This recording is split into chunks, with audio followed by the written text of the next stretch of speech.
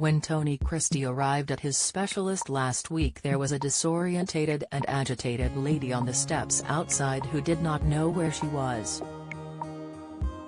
The man with her son, Tony presumes, had to reassure her that they had just seen her doctor and were waiting for a car home. "It threw me for a moment," the singer admits, quietly.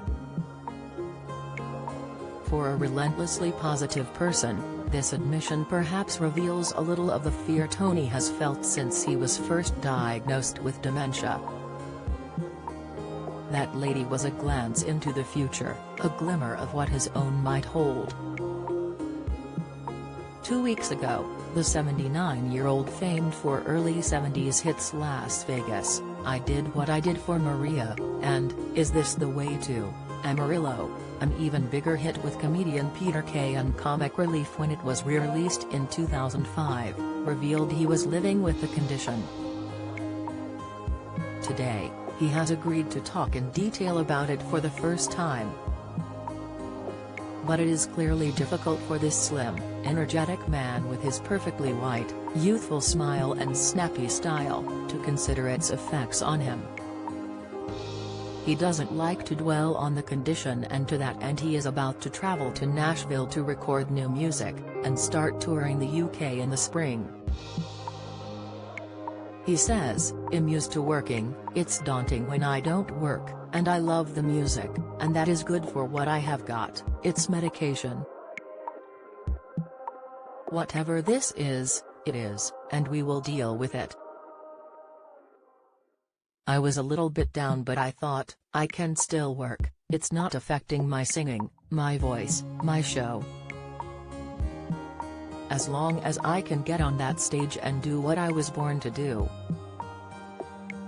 I gently ask about the time which may one day arrive when he can no longer perform, when, possibly, he can no longer remember Sue, his beloved wife of 55 years, their 3 children and 7 grandchildren. He pauses. "That's the only worry," he says. But adds quickly, "I trust Sue." Regularly picking up his trailing sentences, Sue, 74, always by his side, adds, "He will never lose that.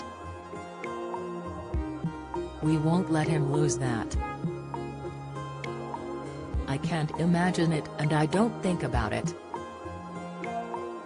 I just think we will be together forever, and we will, whatever happens."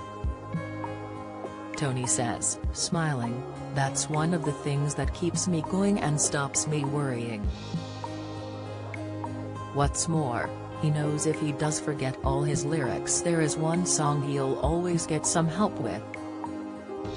He says, grinning broadly, "I don't have to sing Amarillo, the crowd sings it anyway." Tony, born in Canisborough, South Yorks, has lived in Lichfield, Staffs, since returning to the UK from the home he and Sue had created in Spain when Kay released Amarillo. He explains the first sign of his dementia was noticing his usually sharp recall had gone. "I would be the one people would ask who did this, who recorded that, I knew everything. Now it's," he shrugs, gently. "I was suddenly thinking, I used to know this, I used to know that Sue had to remind me of the name of someone I had known for 60-odd years. And my hobby was doing cryptic crosswords, I did them for 50 years. Now I can't answer them all." 2 years ago, he and Sue went to the doctor, and within a few weeks tests revealed a small buildup of plaque on Tony's brain. But there has been no great outpouring of emotion. As they sit beside each other, dressed smartly in matching black and white, Sue does frocks, always has, they thank their faith. Tony says, "I always ask the angels to help me, it gets me through. Every time before I go on stage I spend 10 minutes on my own speaking to the angels, thank you for everything, please help me through this show. And it works." All I ask is let me do what I am here to do, let me go on stage. The initial medicine doctors prescribed to slow the dementia's development made Tony fatigued. But the second medication has worked brilliantly, improving his condition. The couple are also hopeful for new drugs.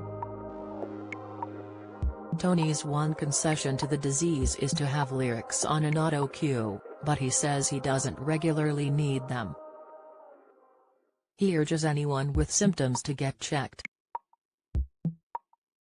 He says, "I'm glad it all came out. If it helps other people with the same problem and makes them go and get on some tablets that will help, that's what we hope will happen." Sue thinks Tony's stoicism probably comes from his Yorkshire roots. His granddad and uncles, who were miners, lived with them. His dad, a coal board accountant, came from a family of musicians, originally from Ireland, who were in a Cayley band. Tony recalls, "Dad stood me on a chair and I used to sing at 5 or 6 years old." And his long-term memory is still clear.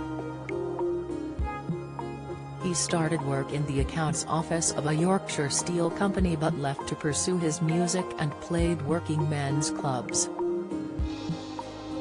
He joined bands in the late 60s, including Tony Christie and the Trackers, who cut a track with Billy Preston as session keyboard player, and a 17-year-old Jimmy Page full of cold on guitar, who would co-found Led Zeppelin.